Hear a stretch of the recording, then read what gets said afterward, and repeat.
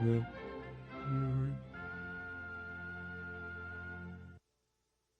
1859, Charles Darwin published The Origin of the Species. In many ways, it is the most important book published in the last 200 years.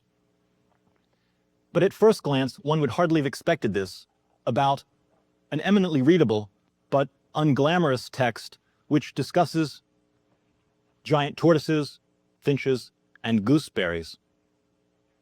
Nevertheless, Darwin's The Origin of the Species rocked the foundations of the Western tradition. Indeed, as the American philosopher John Dewey has put it in an essay he wrote in 1909 titled The Influence of Darwin on Philosophy, The Origin of the Species introduced a mode of thinking that transformed the entire logic of knowledge, morals, philosophy, and religion in the West. In the same way that the mathematics of Pythagoras, as Professor Staloff earlier described them in his lecture on the Pre-Socratics, had influenced Plato, and in the similar manner to the way in which the revolutionary of the physics of Sir Isaac Newton was to have influenced Immanuel Kant, so too Darwin's legacy is to be found in the works of subsequent philosophers, and as we will see in subsequent lectures, especially in the works of Friedrich Nietzsche and William James, though of course in the works of many others as well. In the course of this lecture, I wish to address 5 points. First, I'll say a few brief words about Darwin's life. Secondly, I would like to introduce a discussion of the importance of The Origin of the Species as an intellectual undertaking. And thirdly, I'd like to talk about the argument of The Origin of the Species and Darwin's 1871 book, The Descent of Man, in some detail. Fourth, I will speak about some of the philosophical consequences of Darwinism, and I'll say only a few brief words here that will get played out in subsequent lecture today and tomorrow. Fifth and lastly, I would like to say a few words on the fallout of Darwin for the theory of politics, for political theory in the West, especially his influence on 19th and early 20th century political thinkers. The Origin of the Species originated in Darwin's love of nature.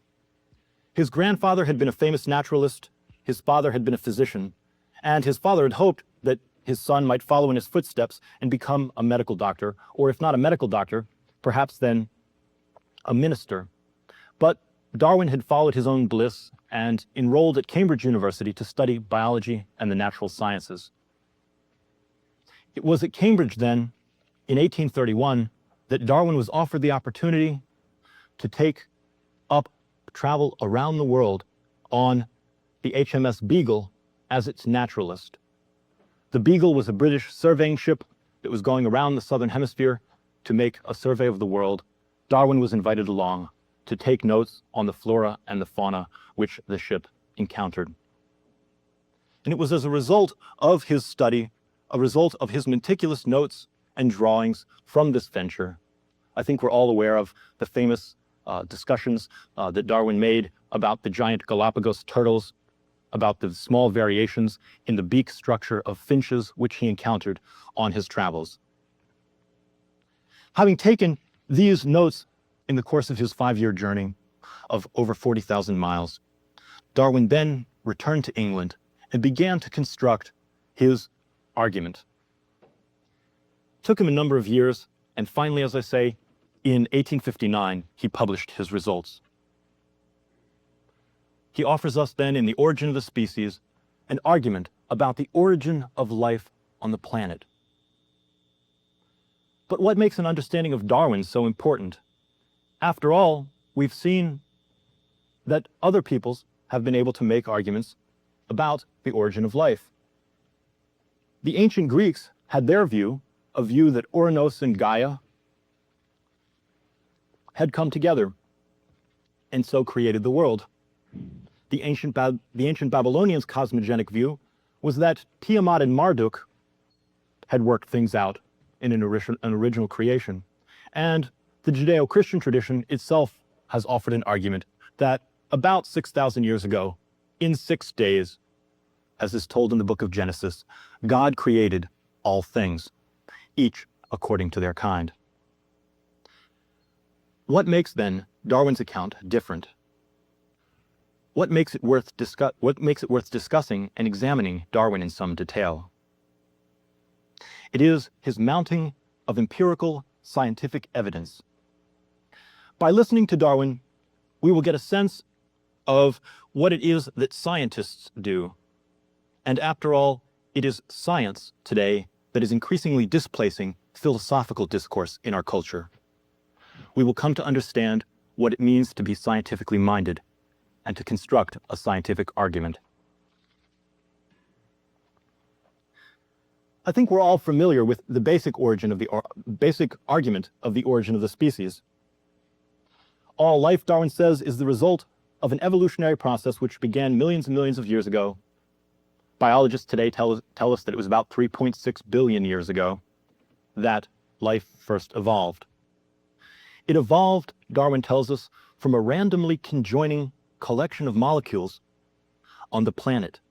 A random conjunction, if you will, of certain carbon, oxygen, and potassium molecules. This random combination in the booming and buzzing turbulence of the original ancient primordial flux simply randomly generated a chemical structure which had the curious effect of being able to replicate its chemical structure by drawing on, if you will, the soup of inorganic chemicals that surrounded it. We saw then with this first, what Darwin calls protocellular life form, the creation of a thing we had not seen before, life on the planet. Darwin's theory of evolution, furthermore, articulated not just this notion of evolution. After all, his grandfather, the naturalist, had himself actually written poetry about the possibility of some sort of an evolution of the species. But it is with Darwin's articulation of the mechanism by which the process of evolution occurred, that is to say, the mechanism of chance variation or random variation in the offspring of species, that makes his argument so compelling. Why indeed, then, is it important to study Darwin's argument? It is important because with Darwin, we are, as it were, present at the writing of the modern book of Genesis. We are present at the writing of a creation story put down not by the hand of God, but by the hands of scientific men. The argument of the book is simple and elegant. To follow Darwin, we need only agree with David Hume's claim that we ought, as human beings do best, to follow the proportion of the evidence presented to us. To Darwin, the evidence is conclusive. He begins the origin of the species on a simple point familiar to his fellow Englishmen, familiar, I think, to most of us, the idea of domestic animal breeding. He says, the process by which evolution has occurred in the course of history has been by subtle variations and manipulations over time of the genetic process of animals. If he's talking in those terms at that time in England, I think would have been sort of confusing to people, disorienting. And so he offers us the example of the horse breeder. Familiar to all Englishmen, familiar to all of us, I think, is the idea that a horse breeder, in order to achieve a faster horse, mates swift stallions with fast mares. Subtly altering the genetic structure, they are able to succeed in achieving quicker race horses, has the pragmatic result of winning money at the track. But under nature, there aren't horse breeders around. And so the question arises, how is it then that this process of evolution occurs in a state of nature? Variations of all sorts, Darwin says, variations of all sorts occur when animals breed. Each successive set of progeny differs in small ways from their parents, of course. Our children differ ever so subtly from ourselves. Darwin believed that the subtle variations from parents to offspring was the result of a genetic averaging of the two parents. The subsequent work, or actually the work which had already been done, which Darwin was unaware of at the time that he wrote Origin of the Species, by Gregor Mendel. Mendel's work was done in the mid-19th century, but was not really discovered until the year 1900, suggests the notion today that we hold of dominant and recessive genes. Darwin had it ever so slightly wrong in his argument then, in the claim that it was an averaging of the genetic structure rather than simply one dominant gene prevailing over a recessive gene. But by and large, he had it effectively right. That is to say, there are slight variations in the species from parents to offspring. Indeed, those slight variations are often much more significant than they usually are. The mechanism of natural selection occurs when we have, for reasons, whatever they might be, perhaps radiation from the sky, perhaps a simple breaking off, we would say today, of a chromosome from the proper place it has in the order of the cell, in the zygote. We have then vast mutations, sometimes in species. And Darwin's point is that some of these mutations are valuable to a particular animal. That sometimes we get fishes with longer tails that ever so slightly, in little ways, are able to beat out their fellow offspring for the food supply. They therefore are able to reproduce in greater numbers. They therefore are able to pass on their genetic mutations, their genetic traits. This process of competition for nutrition among the species is extremely important. There's also, though, an importance in the development of sexual selection, as Darwin talks about it. That is to say, animals must reproduce, and insofar as they reproduce, they have to be able to find a mate.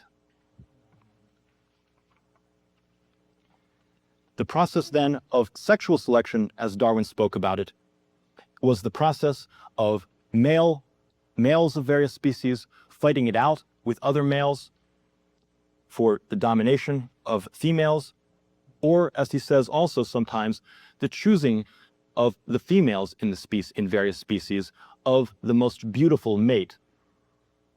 He uses, for example, the argument about the peacock. Traditionally, the view that peacocks, with their extremely beautiful plumage, had been that they had been created by God in their beauty as part of the absolute gorgeous beauty in the world. Darwin argues instead that the beautiful feathered plumage of the peacock is not the result of some grand design by God. Rather, it is the working out over time of an aspect of the male peacock so that he will become increasingly, as Darwin puts it, attractive to the peahens. Peahens, and here Darwin speaks somewhat anthropomorphically, he uses human characteristics, or that is to say, he implies certain human characteristics in animals time and again when he discusses sexual selection. The females are attracted, as it were, or select out because of the handsomeness or beauty, he often writes, of certain male counterparts. The peacock's beautiful plumage, then, is used to attract a sexual mate. It is part, not of a grand design, but simply of the working out of evolution. So too with instincts. Those animals possessed of aggressive instincts are able to fight off others in the course of evolution. Aggressiveness is selected out in the course of the evolutionary process because it has the advantage that it allows those animals possessed of it to fight off others and to survive. So too with lust. Animals with persistent sexual urges are the ones likely to have the greatest number of progeny, and therefore pass on that trait to their successive children.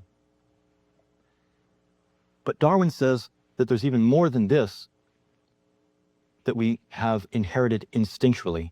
He argues that even the trait of social sympathy has been naturally selected in the course of evolution. Those animals which have protected their young succeed in having a greater survival rate than those who abandon them.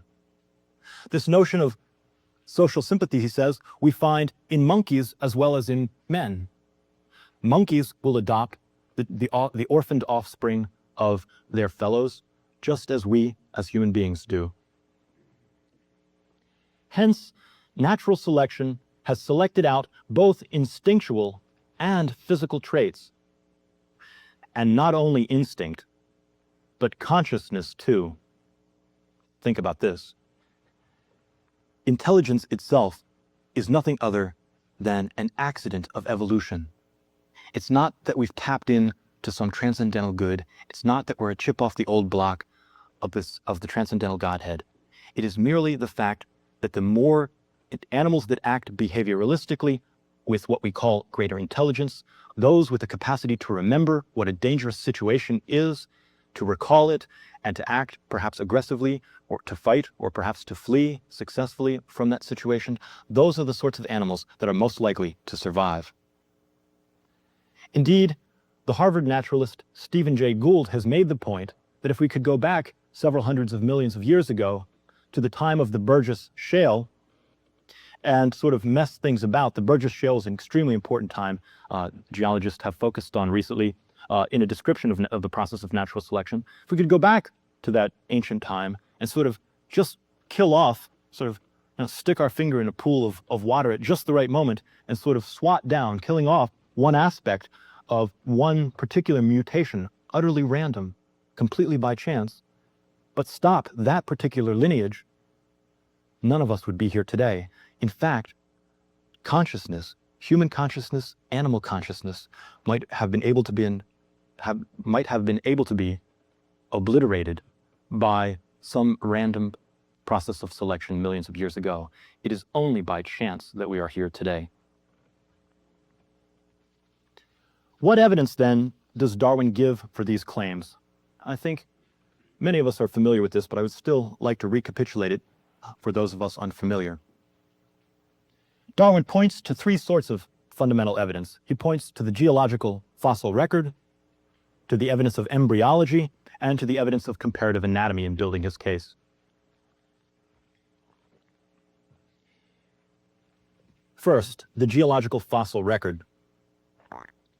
The fossil record is a major element which supports Darwin's claim that life has mutated out of the primordial slime in the course of history. He argues life has become more and more complex. As we go back in time, further and further into the chain of ancient rocks, we find evidence for what Darwin calls the slow and successive appearance of new species. That is to say, I think it's a point familiar to most of us. If we go back in geological time by looking at older and older and older rock formations, when we go back, as it were, 3.6 billion years ago, to find the most rudimentary life forms extant. That is to say, protocellular or perhaps barely cellular life forms. If we wait then in geological time for 3 billion years, we will begin to see in the fossil record multicellular life. That is to say, for the first 3 billion years of evolution, a process which scientists today tell us has taken about 3.6 billion years. For the first 3 billion of those years, there was only single-cellular life on the planet, only single-celled life on the planet. At about 500 million years ago, give or take, we begin to pick up in the fossil record multicellular life forms, which have, of course, evolved from simple amoebas to more complex vertebrate and invertebrate animals.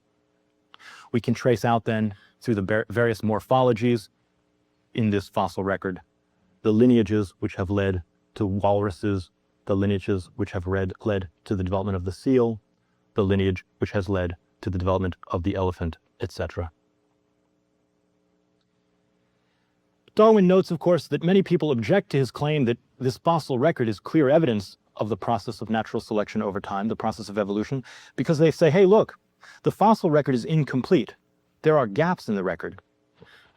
In The Origin of the Species, he argues, not to worry, it's merely the result of the poorness of the paleontological collection and not a fault with the general theory that we don't have every single species that has ever evolved.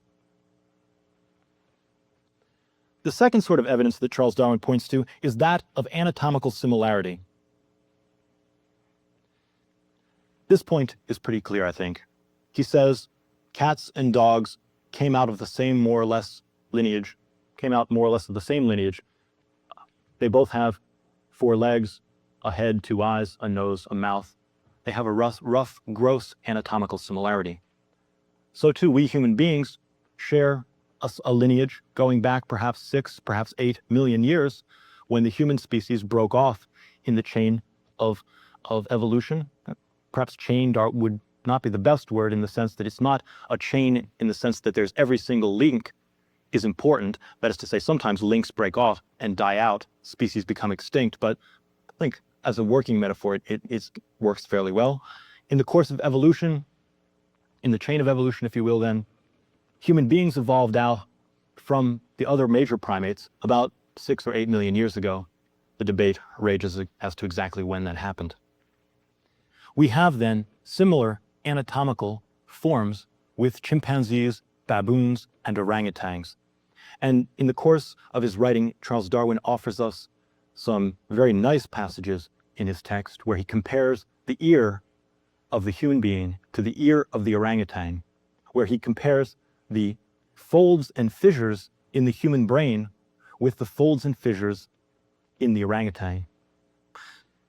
I don't want to belabor this point. I think it's clear. In gross anatomical terms, we, human beings and other animals, share, it appears, a common lineage.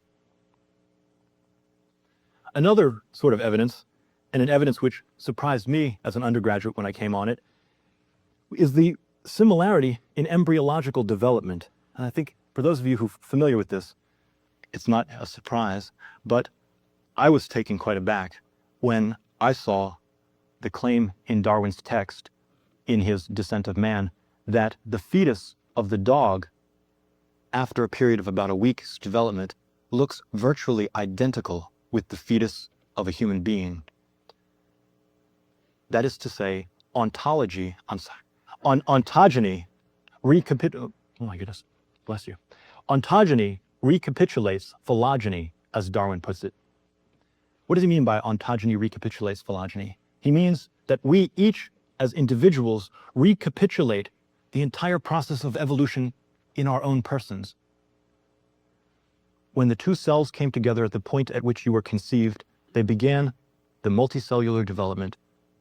Within several hours, you had gills and a tail, just like tadpoles and fishes, forms much earlier in the process of evolution. You developed thereafter into a fetal structure that looked an awful lot like the fetal structure of the dog at a certain point. Of course, the process of human gestation is 9 months, and eventually, after a period of several months, the human fetus takes on a very different characteristic than do the other animals. But we can see then, in this embryological historical process, that it is the fact, Darwin says, that the embryological evidence points to the fact that we as human beings share a common ancestry with fishes and dogs and all other life forms. In this way, then, Darwin brings together paleontological evidence, that is to say, the evidence of the fossil record, anatomical evidence, and embryological evidence in his claim that all living things have evolved from a single protocellular life form. In his 1859 Origin of the Species, Darwin was pretty careful to avoid a discussion of human beings.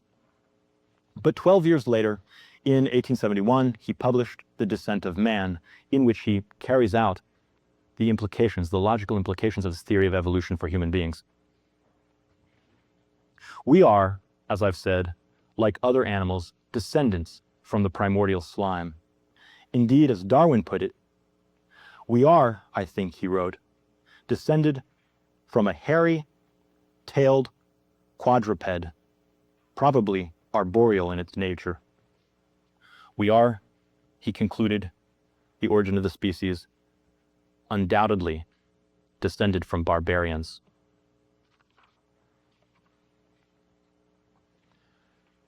In The Descent of Man, he points to a great deal of evidence about the similarities of human beings and other primates in the effort to show our common heritage. In the effort to describe the similarity of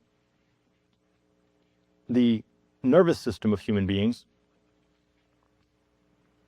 Darwin points to the evidence of the habits of many animals. And he looks, for example, at the habits of the baboon. In northern Africa, the baboons, he said, we find have a taste for coffee and tea and for beer.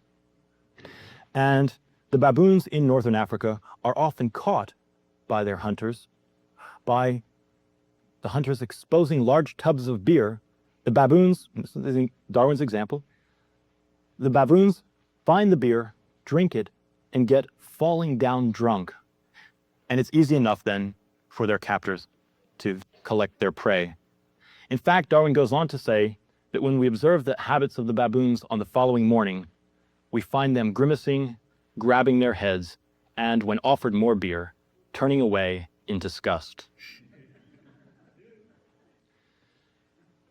He says that this humorous example points to the similarity of tastes which human beings and which beasts have, and it belies a similar structure in their nervous systems.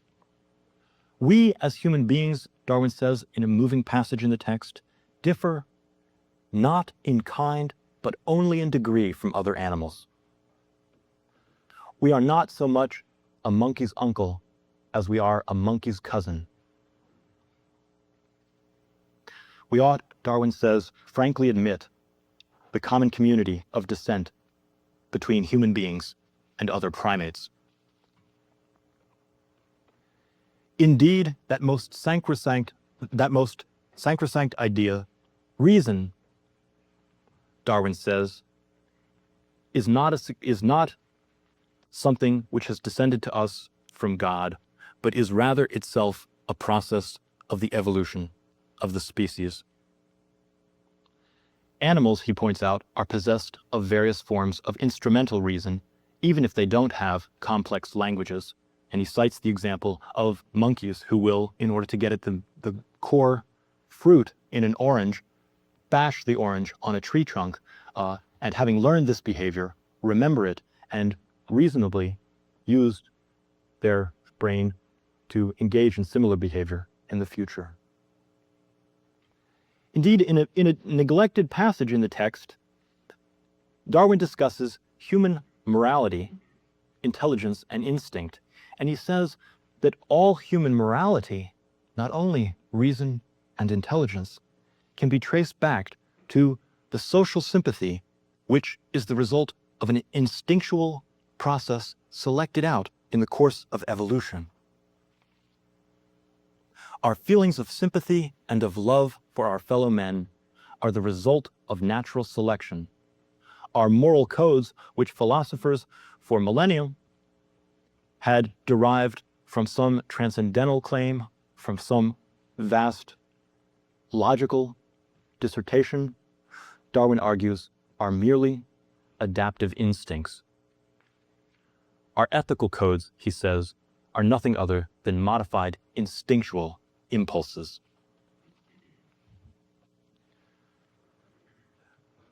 I'd like to turn now briefly to some of the philosophical consequences of Darwinism. I think most of these are probably fairly transparent to us, but I think they're worth articulating. In a world that is the result of natural selection by chance mutation, we have to jettison, Darwin says explicitly, in both The Origin of the Species and in The Descent of Man, the idea that the world has been designed by a creator, that it has been planned and predestined by God. The origin of the species brought man's genesis down from the heavens. We move in our discussion of human beings from the cosmic to the organic. The high culture no longer focuses on supernatural election, but rather it finds its grounding in natural selection. The intellectual weight of the tradition of the last 2,000 years of discussion about revealed religion and the importance of the Bible in terms of understanding our origins and our importance in the world are shattered by Darwin's claims. He repeatedly asserts in his texts that his scientific theory makes untenable the popularly held view that the story in Genesis is the way the world was created. Darwin's theory led to a reinterpretation of the cosmology dominant for 2 millennia in the West. His theory, when added to his friend Sir Charles Lyell's earlier 19th century discoverer of a vast geological time, contradicts the teachings of the Bible. Acceptance of Darwin's views makes a literal interpretation of Scripture impossible. Indeed, if we think about the human soul, Darwin's philosophy, I should say Darwin's science, has important implications for our notions of the philosophy of soul.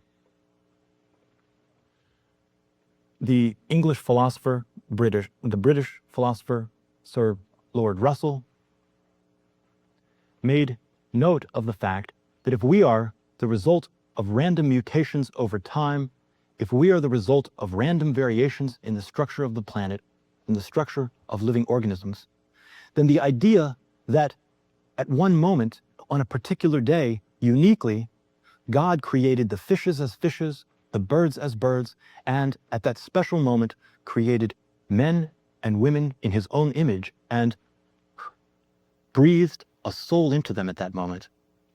That view, Russell says, is untenable. Given Darwin's notion of evolution, where would it be that the soul would have been placed inside of us? With Java Man? With Cro-Magnon Man? At what point in this evolutionary process was the sacred soul supposed to be invested in us? Sir Lord Russell says, Darwin's view makes this notion of the immortality of the soul merely laughable. I'd like to turn now then to some brief comments about Darwin's evolutionary theory and its effects on politics. The theory of social Darwinism, which grew up, actually had its beginnings prior to Darwin's writing of The Origin of the Species, but grew up and became especially popular in the aftermath of Darwin's writing. The notion of social Darwinism, especially the works of Herbert Spencer and William Graham Sumner, are especially interesting to look at in the light of Darwin's theory. Herbert Spencer and William Graham Sumner sought to scientize libertarianism. That is to say, they sought to offer a scientific argument for how it is that we ought to abandon the importance of the power state.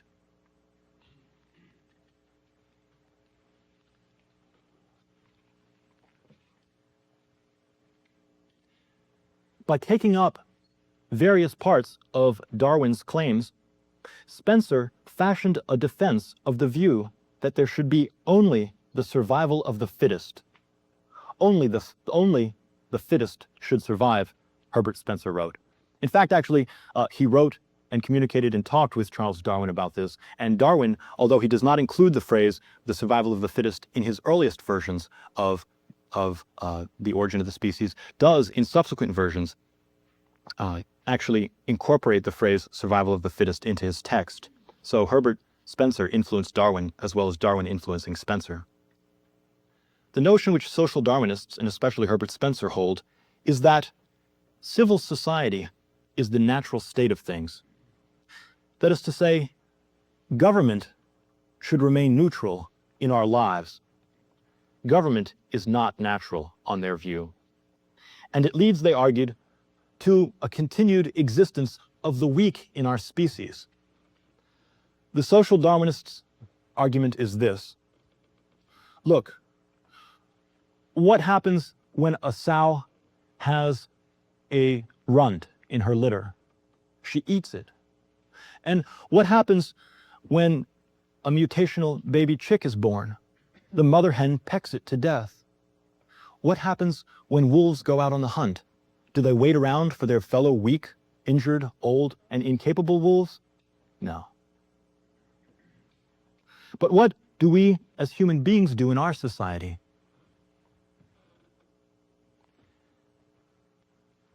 We place the weak in our society in safe harbors.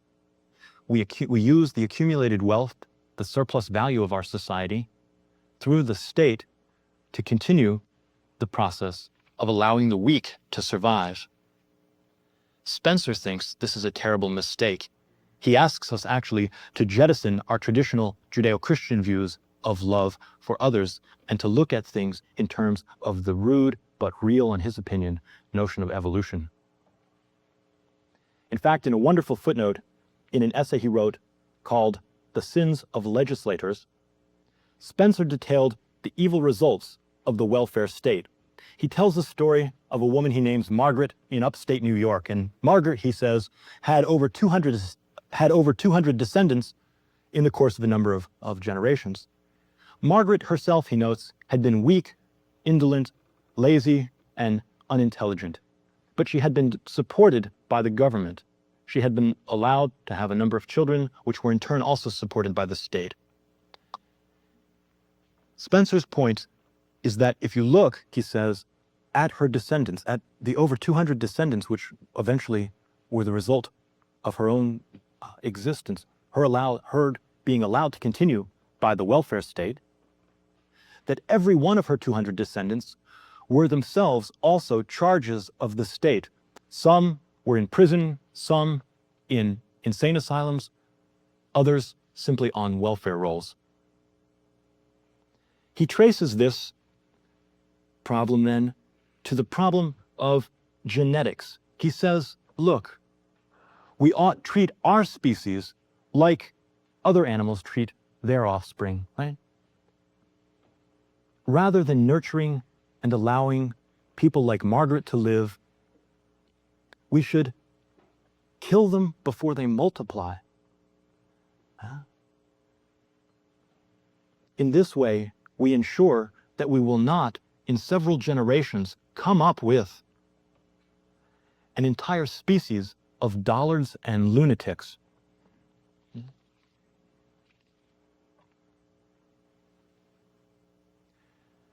Spencer, it seems to me, is mistaken on a number of counts. First, his claim that only the fittest ought to survive is merely a tautology. That is, if we absent the state and allow competition for scarce resources, then those who survive will be declared the fittest. But their survival tells us nothing else about them than that they have survived. Secondly, Spencer has misrepresented Charles Darwin, I think. Darwin describes a process wherein species are successful, as Darwin puts it, in proportion to the number of progeny which they have. In proportion, they are successful in proportion to the number of offspring which they're able to successfully generate. That's what it means to be successful in a purely scientific Darwinian sense. Darwin hasn't placed any moral judgments on the survival or extinction of any species. Indeed, if anything, Darwin had pointed to altruism and social sympathy as themselves being the result of instinctual traits selected out in the process of evolution. Spencer's claim then that it was the aggressive nature of human beings that somehow ought to outdistance our altruistic notions of love seems to me a misreading of Darwin's texts. Thirdly, Spencer wishes to insist that the state or the government is not, as I said before, a natural part of the struggle for existence. Here, however, There were a number of immediate challengers in the 19th century to this view. I think especially important is the work of Lester Ward. Herbert Spencer had published in 1852 a book which he titled Social Statics, and which had articulated many of the views I've ascribed to him here. Lester Ward, self-consciously, had written in response a book which he titled Social Dynamics, and in which he argued that the power state, the activist state, could be an effective agent in assisting people to survive. Fourthly, and perhaps most compelling for us today, we do not hold the view, as Spencer did, that indolence and poverty are the fault of an individual. Instead, we have increasingly, in the wake of social Darwinism, developed the view that human beings are more or less the same, that it is their environment and not their genetic coding which makes them poor. And so our modern social theories look to the manipulation of social environments in order to influence social behavior.